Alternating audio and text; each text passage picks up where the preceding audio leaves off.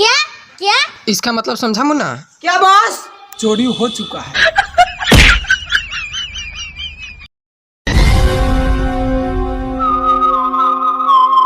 Boss दरवाजे पर ताला लगा हुआ है। क्या दरवाजा पे ताला लगा हुआ है? इसका मतलब समझा? क्या बॉस? अंदर कोई नहीं है।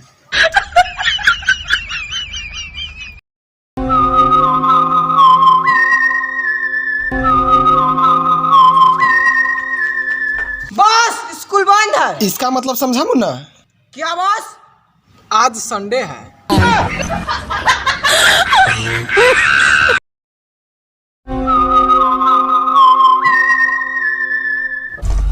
बॉस बाथरूम का दरवाजा बंद है। इसका मतलब समझा मुन्ना? क्या बॉस? अंदर कोई है।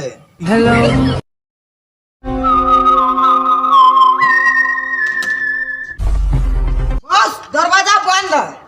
क्या क्या? दरवाजा बंद है। दरवाजा तोड़ दो।